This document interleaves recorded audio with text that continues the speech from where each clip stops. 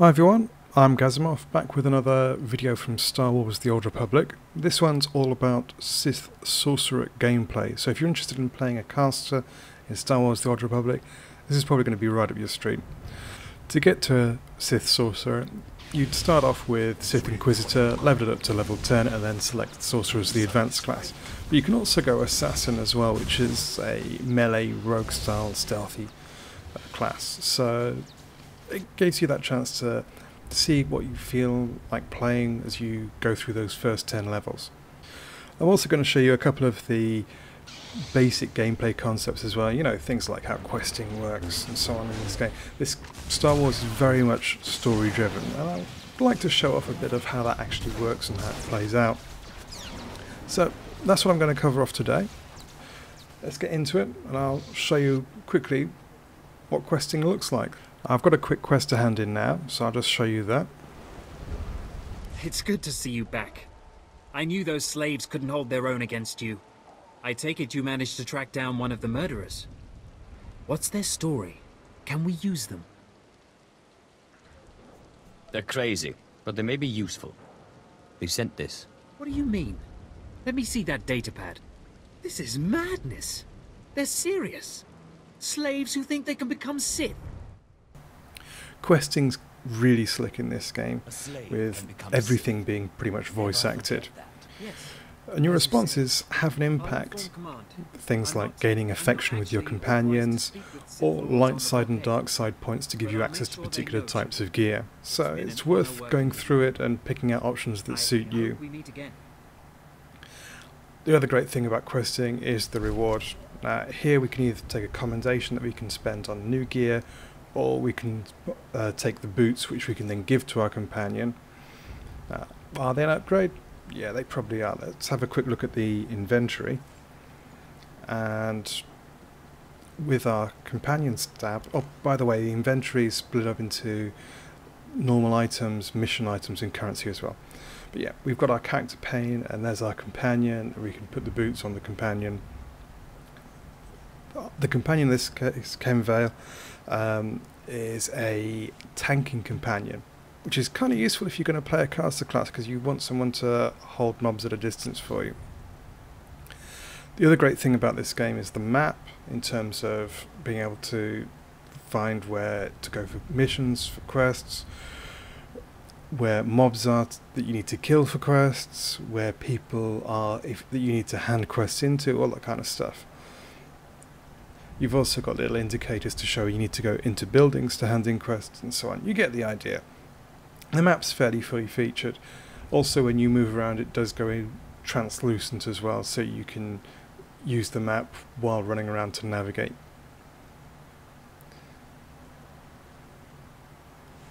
Anyhow, that's the map. Let's go searching for more mobs to attack so we can actually show you some more gameplay footage. As I said, the Sith Sorcerer being one of the caster classes, you're mainly involved around using three abilities, which are Lightning Strike, Shock, and Force Lightning. Now, Force Lightning is the channeled effect. You can see that when the long channeling bar comes up. Shock is the instant cast, does a little bit of damage, also has a little bit of a chance for a stun, and Lightning Strike has a 1.5 second cast. There's also a bag of other features that you'd kind of expect, so things like Overload, which is where you jump in and do that knockback. With regular mobs, they call them weak mobs, but they're pretty much regular mobs, it'll also knock them down for up to 3 seconds as well.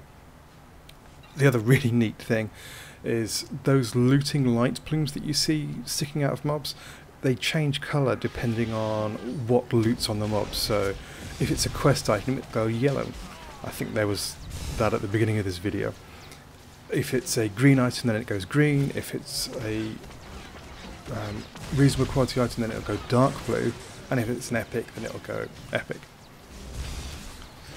You also get a bunch of crowd control abilities. So there's Whirlwind, which is a duration cast effect, but once it's fired off, it holds them in place for about 60 seconds in total, and it just keeps them swirling on the spot. Doesn't do any damage, but just keeps them out of control. So you've got a mix of stuns and crowd control and knockbacks and stuff like that to keep your enemies at bay.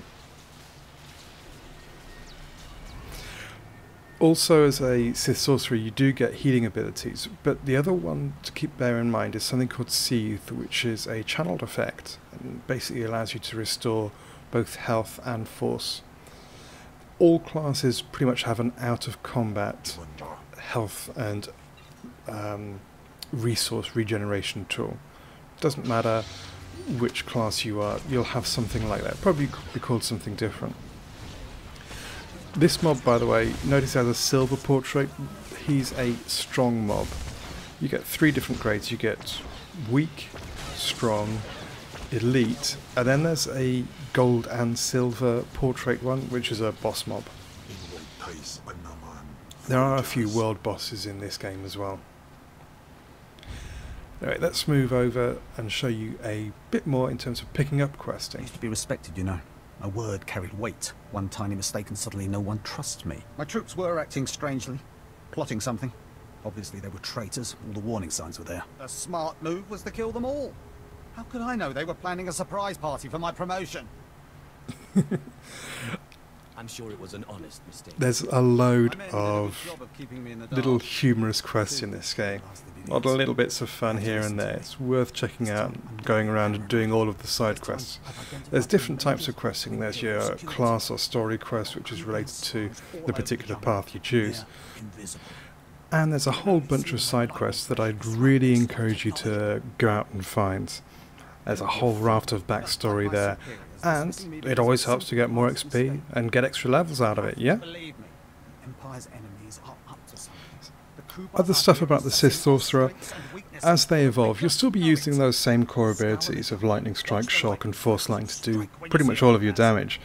But there's also a couple of other bits and pieces that crop up. There's things like Affliction, which is a dot, Jolt, which is a spell interruption, Cloud Mind, which is a threat drop, Chain Lightning, which is, as the name suggests, it chains lightning from one to the other, Force Storm, which is an AoE effect, and Extrication. So if you've got really fed up of priests and Death Knights pulling you around in World of Warcraft, you get your chance to get your own back. There's also a couple of other bits and pieces as well, things like Sacrifice, Reanimation, which is a combat res. Each class in Star Wars The Old Republic has skill trees, and for the Sith Sorcerer, they're Corruption, which is healing, Lightning, which is direct damage, and Madness, which is your damage over time ability. They've also got some pretty nifty effects. Madness has Creeping Terror, which is a reasonable damage over time as its final ability. Lightning has a Thundering Blast, which is a really meaty direct damage ability. And Corruption has Revivification. Try and say that. Revivification, yeah. Which is a heal AoE. Depending on which way you want to go, you might want to go healer and go down the Corruption tree. You might want to go direct damage. If you've played a mage in World of Warcraft, then it's quite likely that Lightning will appeal to you as a tree to go down, mainly because it really beefs up those lightning attacks. If you've played more of a Warlock or a Shadow Priest, then you'd probably be more interested in going down the Madness route, mainly because it emphasises buffing those damage over time abilities, as well as those steal health from others' effects. And while we're on the subject of Warlocky style abilities, you also get the chance to sacrifice your companion and regain some health back. So if that appeals to you and your companion is just annoying you all the time, then that is one endgame feature. Anyhow, last thing before I wrap up, handing in quest and what it looks like to level up. Now, this is just a lowbie Sith Sorcerer, but there you go, ding level 13. Not bad little graphic. Anyway, that's it from me. Hope you've enjoyed this. Any questions, please leave them in the comments. And be on the lookout for more Star Wars The Old Republic videos coming soon.